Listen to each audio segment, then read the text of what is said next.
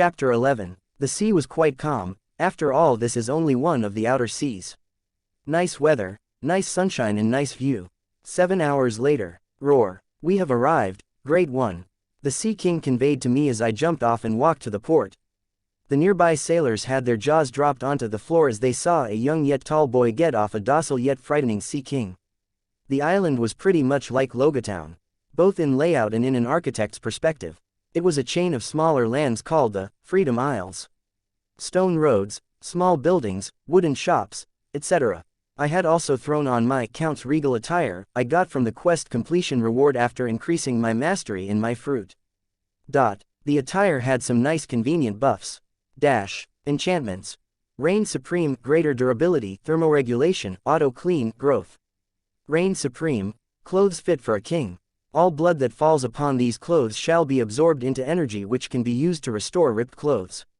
The blood energy will also strengthen the overall defense as more blood it absorbs. Greater durability, can withstand normal bullets. Can withstand blades below the Mado at default level. As blood is absorbed, the durability increases. To the attacks it cannot block, it will instead spread it over the entire body to help decrease concentrated trauma over important regions, i.e. the heart and lungs. Thermoregulation, will convert solar energy from the sun to chemical energy and heat to maintain desired temperatures at all times. Auto-clean, will automatically wash all dirt and bacteria from the attire. Growth, will grow to match your height at all ages. It was a nice, dark-themed attire. It didn't stand out from afar but still looked very pleasing to the eye. It had a sense of mystery due to the enchantments. Creek. I walked on from the wooden port to the stone road as I admired the change in atmosphere. It is only 1482. It is before Roger's proclamation. There were Marines, of course. After all, this is the last island before the Grand Line for this sea. But no way as many as there will be in the future. The Great Age of Pirates started right after Roger's execution in the year 1500. Now, the number of pirates, though relatively similar, was not the same. Pirates plundered for money, gold, and women. They didn't have a true aim. They wished to pillage and steal. Roger changed that by dropping a golden turd on Raftel, causing literally everyone born afterward to covet the one piece. So as of now, the waters are less chaotic. Though that is about to change very soon. Few Marines walked by. They glanced at me for a second but that was it. I did stand out. After all, I was quite tall compared to your average citizen. I am 8 feet 4, quite handsome if I do say so myself. I have odd yet cool hair color and of course, my eyes did glow a bit. Height-wise, I was tall to many but short to just as much. Step. Time to buy some necessities. I murmur as I pop into a few shops to buy some other clothes. The attire is nice and comfortable, perfect for my body, but I do need some other clothes. I walk into a shop and waltz over to the clothes aisle. A while later, creak. The wooden doors blast open as I walk into a random pub. I was tall and looked a bit young for this type of atmosphere, but who cared for such things? I casually walked over to a table near the front, diagonal to the bar. It was jam-packed, with shady characters everywhere. The young are quite bold these days. The old man behind the counter comments as he looks at me. Just give something cold, I respond. The geezer nods as he walks to the counter and brings out a drink. Not exactly a good taste, but it had a certain spice to it that was quite nice. Sighing, I ask, "Hey Sybil, what are your thoughts on my main goal?" "Your goal is to reach the peak and become the ruler of this world. To fulfill your personal goal in the Supreme One's quest is to gather a group of remarkable people. It is not something to be done alone. It also works well with the wishes of the Nanabane Sama. So before gathering the 6 others, it is best to get to know this world better from a personal perspective and make a name for yourself. The first step has been taken, the path is quite long," I sigh with a smile. "I need to gather 6 people. How do I find people worth to join me in my quest? First I have to get used to the seas. After all, even though I killed a few thousand people, does not mean I can adapt to the pirate lifestyle. I could go solo, perhaps become a bounty hunter for a bit, or maybe join a temporary crew for the experience. I need money, strength, and power. My strength is lacking greatly, my cash flow is not too difficult to fix, I am a pirate after all. Power comes with both strength and influence. But what I need right now is a way to gain experience. After all, Even the strongest might fall to a weaker opponent, all because of their lack of experience. Kind of like Kagaya from Naruto. She was powerful as hell, but lost due to her non-existent fighting skills to weaker opponents. I kept running some thoughts in my head as I feel something from afar. What the hell is that? I instantly jolt out of my stupor as I sense a frightening pressure wash over the land. A few other pirates look nervous, though they can't tell why. As for me, my limited observation added to my hearing of the voice of all things easily alerted me of what's happening. Someone. The docks. Stepping off. Large ship. 4 people. 3 stayed in. 1 is coming. Monster. I mutter under my breath as I feel his pressure. He isn't even holding it in. A wave of utter despair and death washes over the entire island. An overwhelming pressure builds up as the monster nears my location. All the people in the pub, hell, everyone on the entire island seemed to have fallen unconscious from the absurd aura of this person. I and the old man tending the bar were the only ones awake. I was shaking a bit. It wasn't a lack of strength but something else. The man was coming closer. Step, step, step. His footsteps echoed through the island. Each step he took increased the pressure upon me. Fuck. Part of me wants to give in and fall down. How absurd. I grit my teeth. Blood flows as I squeeze my jaws. How can I stand on the top if I am about to fall to a man who I can't even look in the eyes? Creak. The door blasted open as the man walked in. Step. He walked with a single foot in the bar and just stood there, gazing forwards. Such strength. Just by standing in front of me. Fall. Kneel. Submit. All that about conviction and resolve. Yet here I am with quivering knees. You want me to fall? Don't fuck with me. My goal is the top. No way in hell am I falling, never again. Crack. And at that moment, a certain wall within my head seemed to crumble. Crack. Chains locking something within seemed to unshackle and wither away. Crack. A whirling pool of energy churned in rage within my mind as the dam holding it burst apart. Boom. A large sea of pure willpower blasted forth from my mind. A wild and erratic crimson wave of energy exploded out as I stood up and looked straight in the man's surprised eye. I was born to conquer. I will never submit. The ground cracked. The tables were blasted apart. The walls were blown open as our auras collided. A despairing black wave of death clashed with a wild crimson wave of raw strength and persistence. Boom. The endless torrents of pressure finally stopped as the man gave a low chuckle and walked forwards. As for our surroundings, well, let's just say the only thing left was the bar counter, the old man and me and my table. I gasped for breath as I saw the man in front of me. His shadow cast on the cracked earth. He was tall, at least 14.5 feet tall. Almost twice that of mine. His body was ripped with muscles, not too burly, but still compact and condensed. He was wearing a red and black attire with an open chest. A sword strapped to his side. His red hair made him look wild and ferocious. A few scars could be seen over his body. He had a wide grin on his face. He looked savage, untamed and had the eyes of an apex predator. Xahahaha. You're not bad, brat, he said in a deep, raspy voice as he plopped onto the seat in front of me. Old man, get me a drink. The geezer simply nodded. He then looked at me with interest. So kid, what's a little king like you doing in this small sea? I had caught my breath as I answered with no hint of fear, nothing much. I just sailed out from my home island half a day ago and now I met a crazy old bastard like you. Hearing my words, the man just laughed merrily. Xahaha. The wild seas are the only place for a king to go. But a brat like you would die early on, even with that will of yours, he said as he gulped down a heavy drink and smashed it on the table. He was almost twice my height, so it is annoying to gaze so far up. Now I pity Luffy as he is barely 5 feet 7. Showing any weakness now would probably end terribly. Other than that there was an instinct calling out, telling me to fight back. After all, showing even a hint of fear to a predator is practically signing your death certificate yourself. What do I care for your words, old man? I will conquer the seas myself, just wait and I'll eventually come and defeat you as well. I responded back with some haki flaring into the air around me. Xahahaha. Good. You're not bad, little brat. Not bad at all. he roared as he looked down towards me. He squinted his eyes with a crazy grin. Come aboard my ship, kid. I will become the king of this world. Your will is pretty good, but your strength is weak. He spit out while continuing his drink. King of the world. Just who the hell are you, old man? Xaha, me. My name, is, Zebek, Rox D. Zebek. Chapter 12. My name is Zebek, Rox D. Zebek, he said. Hearing his words my mind goes into a frenzy. I recall the Rox pirates from the manga. Who are the Rox pirates? A notorious group of pirates, one with the potential to destroy the world itself. Their members included 3 of the 4 future emperors of the sea and many other powerhouses. They ruled the seas before Roger. Their captain wished to become the king of the world.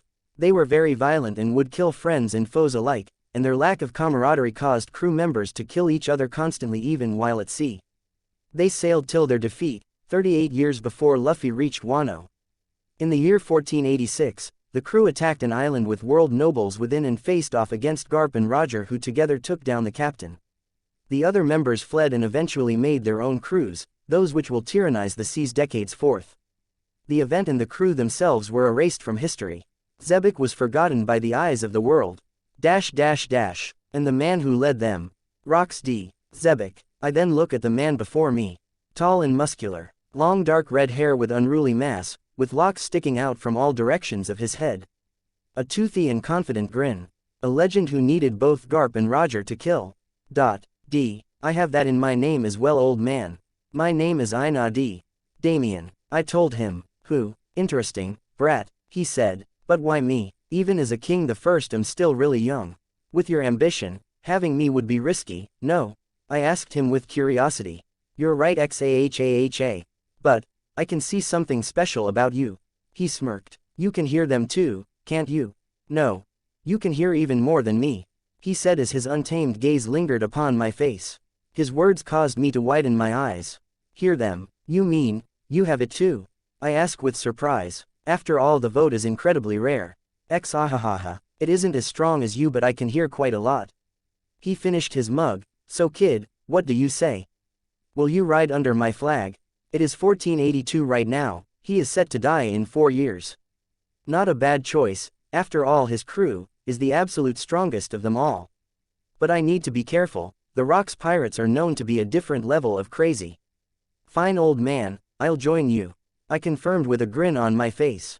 Xahaha, good.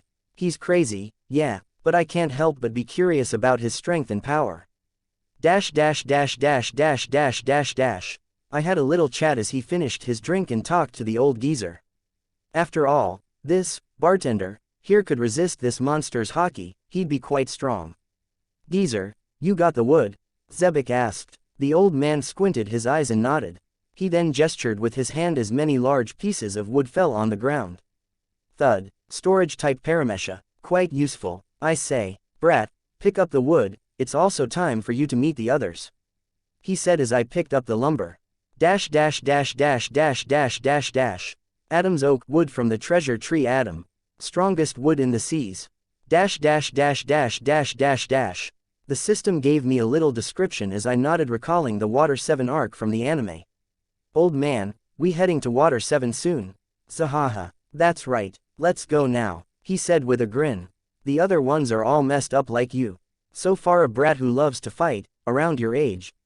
A giant with a strong punch, and a cook, he summarized. And now you, he said as we reached the dock. The ship wasn't exactly a beauty. Hell, it was just a big black ship with a few too many problems. The wood was cracked and broken. Pieces were missing yet glued together. The sails were ripped in places. Sencho. What was that hockey? A loud yet young voice boomed out from the ship. A giant youth walked off the creaking ramp onto the port. He had overly top-heavy in build, with a broad, well-muscled torso and wide-set shoulders, muscular arms, and tanned skin. A red scale-like tattoo on his left chest that covered his arm. He also had distinct horns protruding out of the side of his head while wielding a black cannibal club. I instantly recognized him. He was 17 feet right now, with a young face, more than 2 times taller than I. However, There wasn't any way I wouldn't recall one of the most powerful future pirates in the sea. Kaido of the Beasts, a future emperor, currently in his youth. XAHAHA. I found another brat like you. Now you can stop annoying me with your constant duels, he said as I kept walking up with a stoic face. Woro. Like me. He then gazed at me with a battle-crazed expression. His eyes glowed with a black hue as dark waves of haki radiated forth. Of course he is a conqueror. But, compared to Zebek, he's still quite raw in the haki of kings. I grinned as my mind reacted and let out my own haki, a dark crimson wave of pressure spread out of my forehead and our fields clashed. Boom. The port cracked all over as our battle of minds raged on. The air exploded as sounds of buzzing could be heard from afar. The water nearby also reacted a bit as small waves were sent out by the shockwaves. FWWOOOOMBBB. The hockey bubbles finally stopped as we both stood tall, not moved an inch. Woro. Great. He laughed loudly. RAHAHA, for a giant ogre, you aren't too bad either, I said with a smirk. Kaido let out a deep chuckle. I hope your strength can keep up too. Come and find out. I grinned as I gestured my hand to invite him to a duel. Woro. He laughed as he picked up his club with one hand and jumped towards me. He leapt 30 feet in the air as he descended like a meteor. FWOOOO. The air grew chaotic as he brought his powerful swing down towards me. I threw on a big smile as I too jumped in the air. Zebek stood at the hull and had his menacing smile on. His eyebrow shot up as he saw a red glow on my fist that was about to collide with Kaido's club. Come, I yelled out as my crimson-covered fist slammed onto his black-spiked club. Boom. A loud blow resonated as we both stood stagnant in the air. FWOOOOW. The air groaned as our attacks continued to push back onto each other. My pulverizing energy crushed the air as his raw strength pummeled it. Boom. Another bang blew out as we both got sent back, perfectly canceling each other's attack. Thud thud. We both landed on the wrecked port as barely any land was left beneath us. Woro. Rahahaha. We both laughed loud as we stopped our battle lust. Our attacks were simple yet powerful. Both of us held back quite a bit as we didn't want to destroy the ship too much. Finally, someone other than that old geezer to fight. He bellowed. I too have never found anyone else to be my match at my age, I said out loud. I feel out of character. No, I just never had a challenger before. I grew in power alone and never found a rival.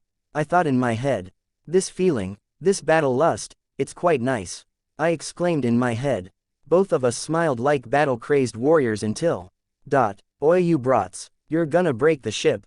A loud voice echoed through the shattered port from the inner cabin of the ship. Step. Step.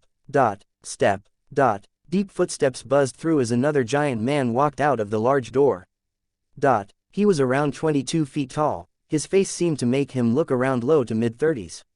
He was wearing a brown open shirt and gray trousers with black boots.